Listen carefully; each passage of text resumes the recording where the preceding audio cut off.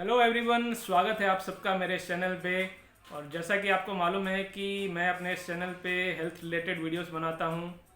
तो जो आज का हमारा टॉपिक है वो है मॉडर्न मेडिसिन। मॉडर्न मेडिसिन को दूसरे शब्दों में हम वेस्टर्न मेडिसिन या फिर एलोपैथिक मेडिसिन भी कहते हैं। तो कैसे हम ओवर डिपेंडेंट हो गए हैं आजकल इस एलोपैथिक मेडिसिन पे, ये आज हम देखेंगे। तो जब हम किसी डिसीज़ की या बीमारी की बात करते हैं तो जो मेथड्स ऑफ ट्रीटमेंट होते हैं वो है, पहला एलोपैथिक मेथड ऑफ ट्रीटमेंट है, दूसरा होम्योपैथिक मेथड ऑफ ट्रीटमेंट है और तीसरा आयुर्वेदिक मेथड ऑफ ट्रीटमेंट है।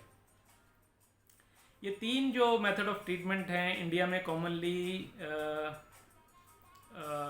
चलते हैं। और इनमें भी जो 80% जो अपनाते हैं लोग कोई भी अपनी डिजीज़ के लिए, वो एलोपैथिक मेथड ऑफ ट्रीटमेंट, और बाकी जो 20% है वो होम्योपैथिक या फिर आयुर्वेद मेथड ऑफ ट्रीटमेंट की तरफ जाते हैं। तो हम देखते हैं कि ये तीनों जो मेथड ऑफ ट्रीटमेंट हैं ये यानी कि क्या है, इसकी बेसिक इन्फॉर्मेशन हमें होनी चाहिए। और जैसा कि हम जानते भी हैं कि अपने आसपास हम देखें, अपने एरिया में देखें, तो जो एलोपैथिक के जो क्लिनिक या हॉस्पिटल हैं वो हमें जगह जगह दिख जाएंगे, उनके मेडिकल स्टोर्स दिख जाएंगे एलोपैथिक मेडिसिन्स के। जबकि होम्योपैथी और आयुर्वेद का जो क्लिनिक्स या फिर हॉस्पिटल्स हैं वो बड़ी मुश्किल से हम अपने एरिया में देख पाते हैं, मुश्किल जो ढूंढने पर भी हमें नहीं मिलते हैं। तो तीनों के बारे में हम जानते हैं, बेसिक इन्फॉर्मेशन लेते हैं पहले, कि जो एलोपैथी का जो इन्वेंशन है वो हिप्पोक्रेट्स के द्वारा हुआ था। हिप्पोक्रेट्स को फादर ऑफ मेडिसिन भी कहा जाता है और इन्होंने एलोपैथी मेडिसिन की इन्वेंशन की थी। तो एलोपैथिक मेडिसिन बनती कैसे है? ये केमिकल्स या फिर रसायनों से बनती है। एलोपैथिक मेडिसिन जो होती है केमिकल रिएक्शन से बनती है। वेस्टर्न कंट्रीज़ में ज़्यादा इसका यानी कि मैन्युफैक्चरिंग होती है। इसमें जो मेडिसिनल जो प्लांट्स या फिर मिनरल्स या फिर जो लीव्स हैं यानी कि जड़ी बूटियां हैं, ये ना के बराबर यूज़ होती हैं, केमिकल्स ज़्यादा यूज़ होते हैं इसमें। वहीं दूसरी ओर होम्योपैथी या फिर आयुर्वेद की बात करें तो उनमें जो है केमिकल्स ना के बराबर यूज़ होते हैं और जो मेडिसिनल प्लांट्स, हर्ब्स, मिनरल्स, जड़ी बूटियाँ जो जिसको हम कहते हैं, वो ज़्यादातर यूज़ होती हैं मैन्युफैक्चरिंग में। होम्योपैथी और वैदिक मेडिसिन के बनाने में ये ज़्यादा यूज़ होती हैं। तो देखते हैं कि हमें ये जो एलोपैथिक का जो मेथड ऑफ ट्रीटमेंट है ये कब लेना चाहिए, या फिर जो होम्योपैथी या फिर आयुर्वेद है इसको कब अपनाना चाहिए। तो जो एलोपैथी का जो ट्रीटमेंट है, ये आजकल हमें कुछ भी होता है, कुछ कोई भी बीमारी जैसे भी डिसीज़ हो जाती है तो हम डॉक्टर के पास जाते हैं, हॉस्पिटल में जाते हैं, तो हमें वो एलोपैथिक ट्रीटमेंट ही मिलता है, एलोपैथिक मेडिसिन ही मिलती है मैक्सिमम 80%। तो अब जब हम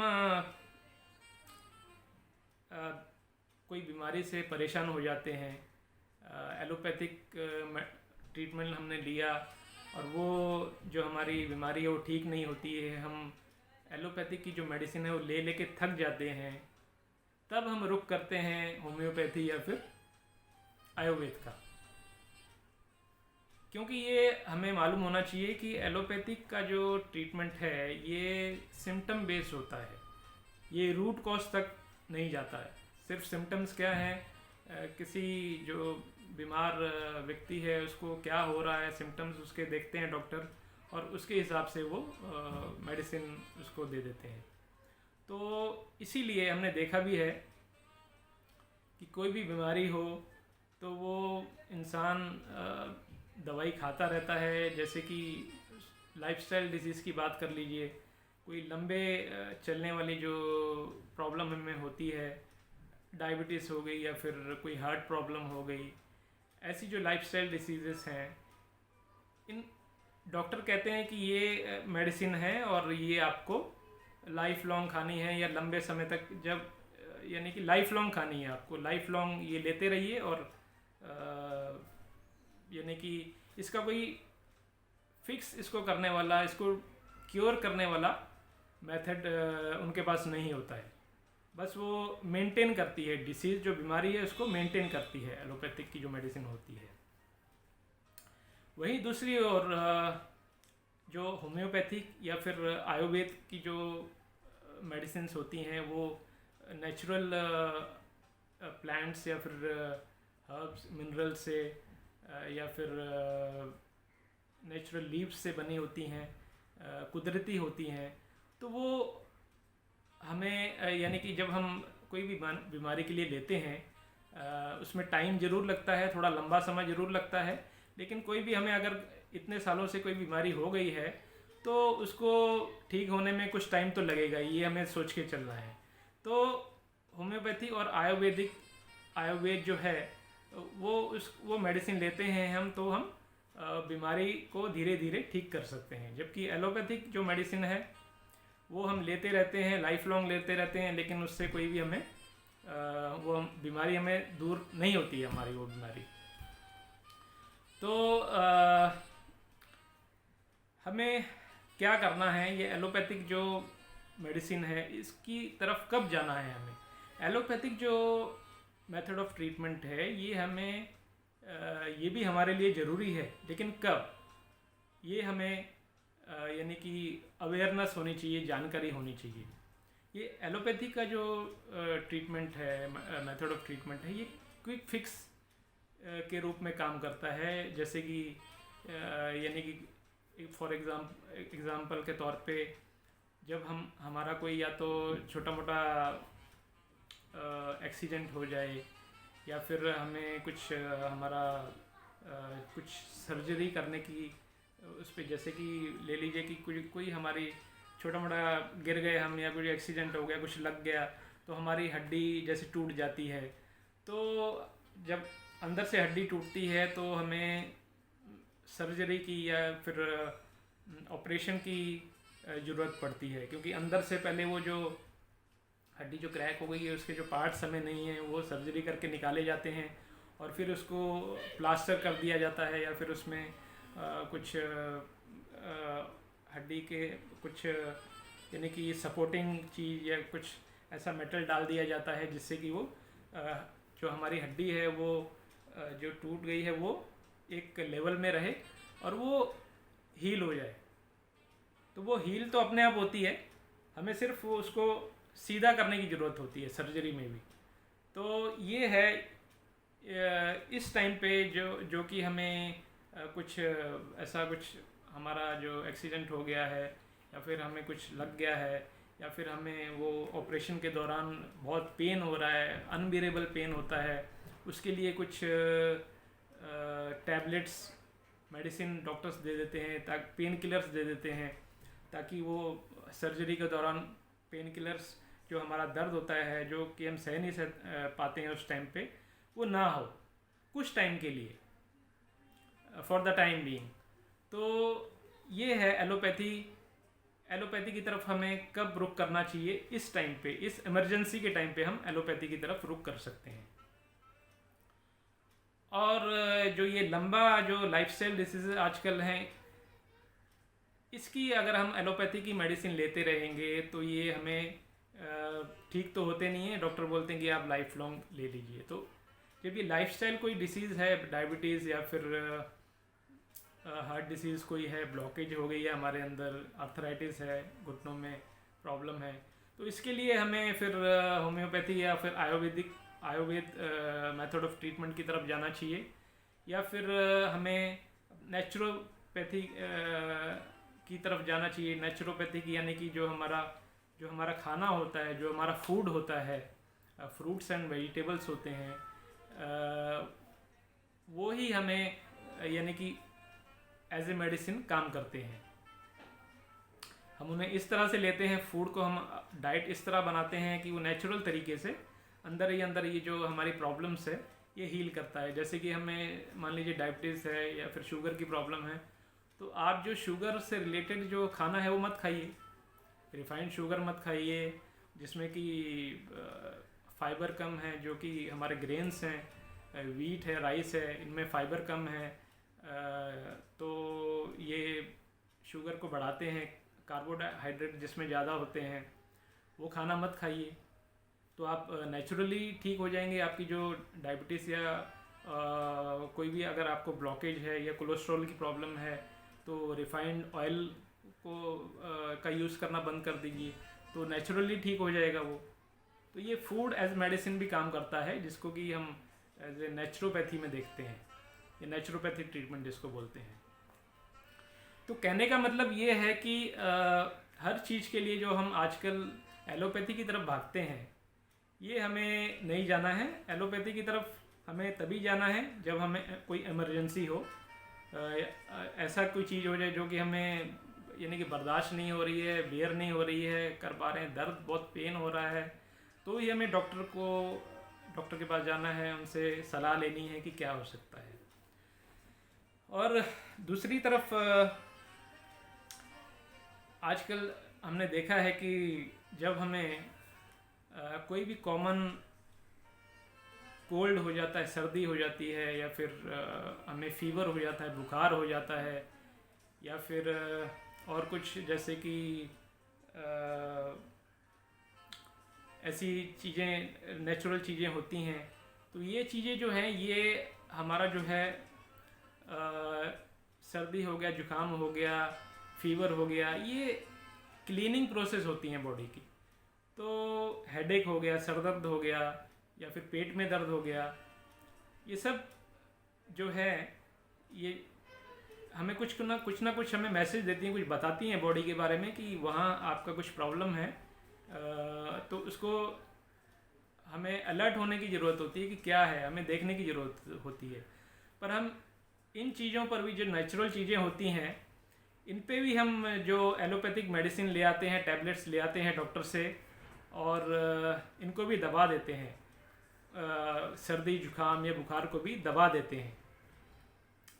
तो वो जो क्लीनिंग प्रोसेस है, हमारे बॉडी का क्लीनिंग प्रोसेस हो रहा है 2 दिन का, 3 दिन का, 4 दिन का या हफ्ते का जो क्लीनिंग प्रोसेस होता है, वो हम मेडिसिन लेके दबा देते हैं, और फिर वो अंदर ही अंदर कोई बड़ी बीमारी के रूप में हमारे सामने आती है।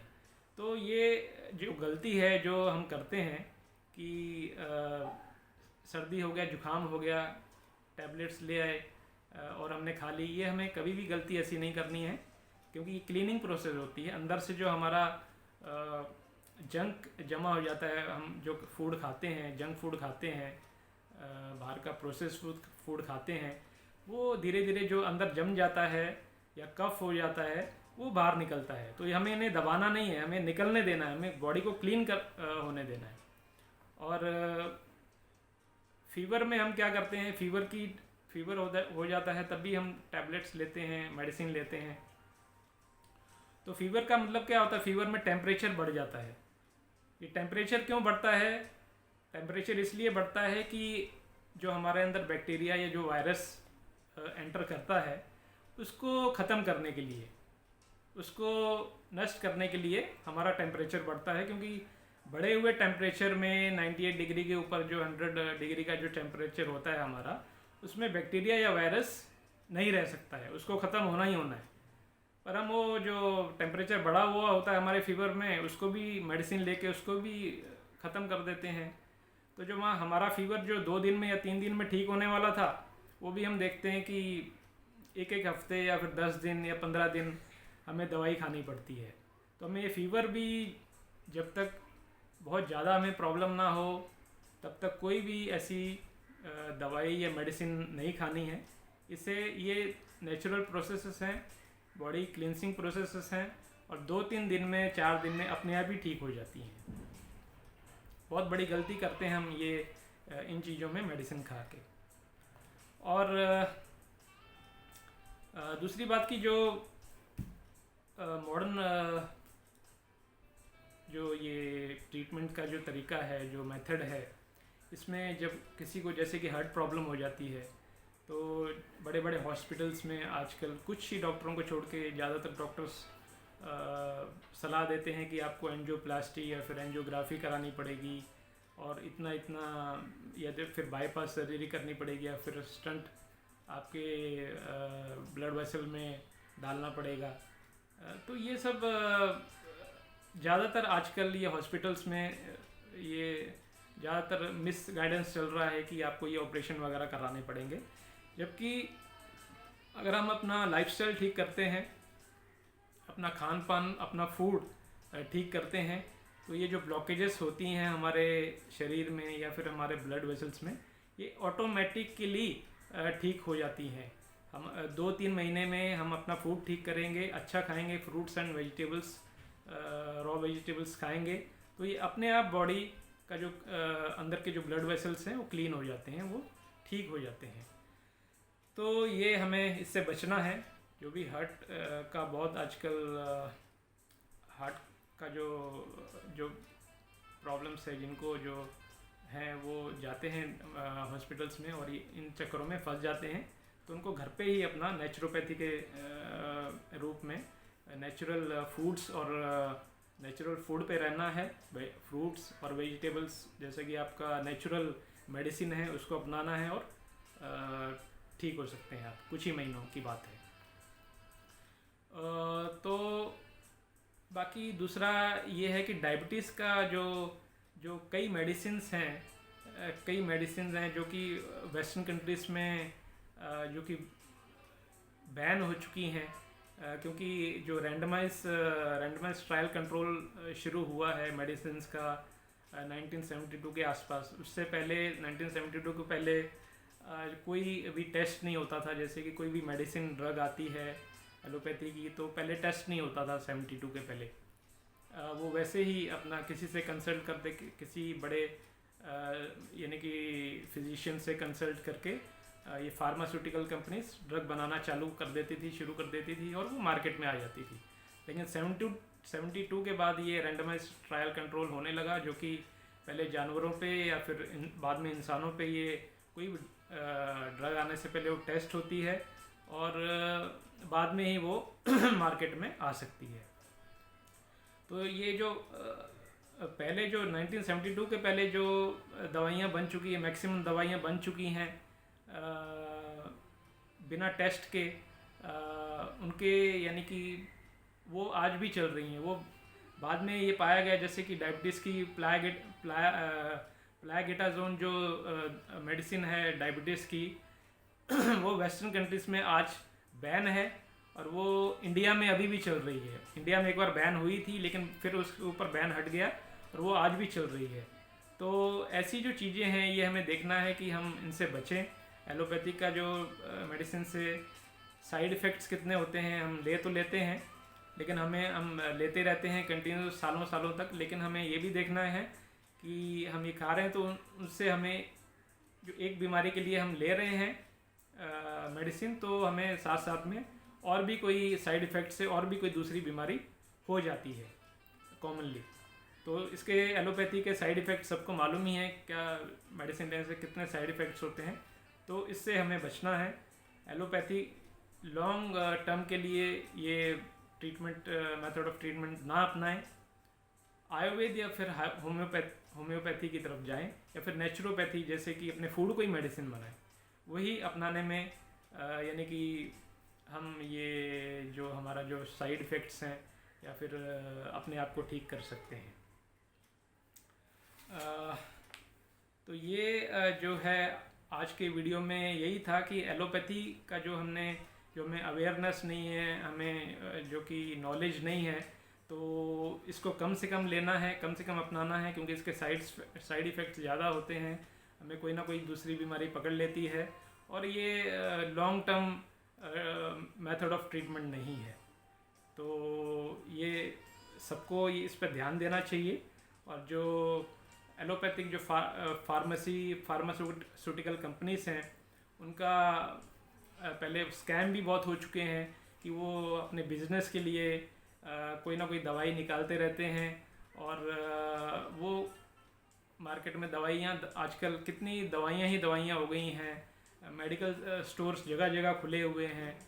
तो ये अपने फार्मास्यूटिकल कंपनीज अपने फ़ायदे के लिए ये सब मेडिसिन्स लाती जा रही हैं मार्केट में, और हम इनकी जाल में चक्कर में दवाइयों के मेडिसिन के चक्कर में फंसते जा रहे हैं। तो हमें इनसे दूर रहना है। हमें जो अपना नेचुरल तरीका है, आयुर्वेद है हमारे पास, जो हमारे सालों से प्राचीन भारत से चला आ रहा है, उसकी तरफ ज़्यादा ध्यान देना है। और हमारा जो फूड है, फूड की तरफ ज़्यादा ध्यान देना है, नेचुरल चीज़ की तरफ ज़्यादा ध्यान देना है। तो ये था आज का वीडियो, कैसे हमें मॉडर्न मेडिसिन अपना के हम अपना क्या नुकसान कर रहे हैं। तो अगर वीडियो आज का कुछ आपको अच्छा लगा है, कुछ आपको सीखने को मिला है, तो लाइक ज़रूर करिए, शेयर ज़रूर करिए, ताकि और भी देखने वाले इसको देख सकें और फ़ायदा उठा सकें। Thank you very much.